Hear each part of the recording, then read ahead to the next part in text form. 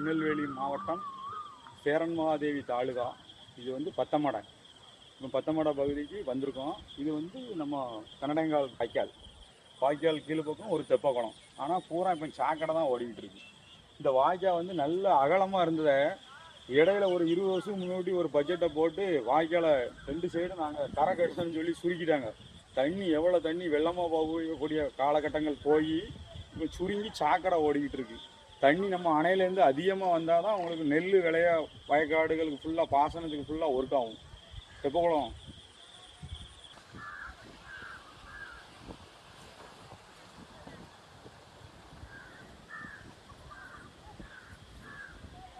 பாருங்க, தெப்பக்குளம் தாமிரபரணி தண்ணி கலந்து ஒரு சின்ன ஸ்தலம். பத்தமடக்காரங்களே அவங்களே இந்த தெப்பக்குளத்தை சுத்தப்படுத்திடலாம். கோயில் அவ்வளோ காலத்தில் ஃபேமஸாக இருந்துச்சு. இப்போ நம்ம இந்துக்கள் யாருமே அந்தந்த கோயில்களும் தெப்பக்குளம் ஆறு குளத்தையும் பாதுகாக்கவே கிடையாது.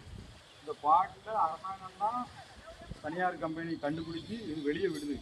இது இன்னும் ஒரு 50 வருஷத்தில் நம்ம நாட்டையே அழிக்கும். இந்தியாவே அழிக்கக்கூடிய அளவுக்கு இந்த பிளாஸ்டிக் வந்து நாடை கட்டமாக ஆகுது.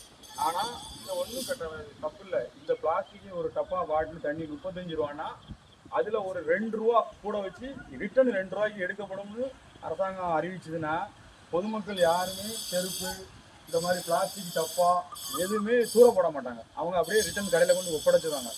இது வந்து கிலோ 1 ரூபா 2 ரூபான்னு எடுக்க போய் மக்கள் அப்படியே வீசிடுறாங்க எல்லாத்தையுமே.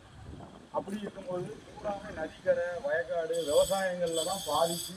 இது எவ்வளோ பெரிய புண்ணிய தீர்த்தம். இதனுடைய அருமை பெருமை இப்போ உள்ள பையங்களுக்கோ இப்போ உள்ள பெண்களுக்கு தெரிய மாட்டேங்குது. இந்த தண்ணியை குளிச்சுட்டு அப்படி தலையில் ஒரு சொட்டு வச்சாலே அந்த குடும்பமே நல்லா இருக்கும். ஆனால் மக்கள் யாருமே அதை இப்போ உள்ள நாகரிகத்தில் செல்ஃபோனு டிவி கம்ப்யூட்டர் லேப்டாப் வரப்போய் ரூபா கொடுத்தா கடையில் சாப்பாடு, ரூபா கொடுத்தா செல்லு அப்படிங்கிற காலகட்டத்துக்கு மக்கள் போயிட்டாங்க. ஆனால் பணத்தை வச்சு எதுவுமே பண்ண முடியாது. விவசாயம், விளைநிலங்கள், தண்ணி, நீர்நிலைகள்லாம் நம்ம நாட்டில் இதெல்லாம் எவ்வளோ பெரிய புண்ணியத்தெல்லாம் மக்கள் பாட்டில் எந்த இருக்க வேண்டிய பாட்டில் எங்கே வந்து இருக்கு பாருங்க.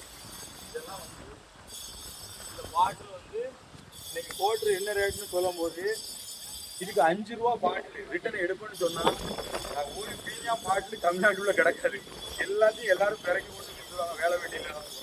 ஆனால் இதை அரசாங்கம் அறிவிக்கணும். இப்போ இந்த இது காணொலி எதுக்கு அப்படின்னா இது எல்லா பொதுமக்களும் திருந்தணும். அதே மாதிரி இப்போ கலைஞர் ஆட்சி இருந்துச்சு, அதிமுக ஆட்சி இருந்துச்சு.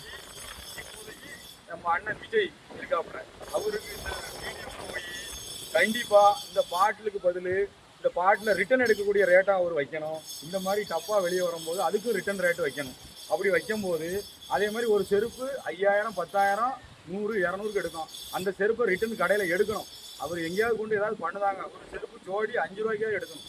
அப்படி இருந்தால் நம்ம நீர்நிலைகளில் இவ்வளவு அட்டகாசங்கள் நடக்காது. நன்றி, வணக்கம்.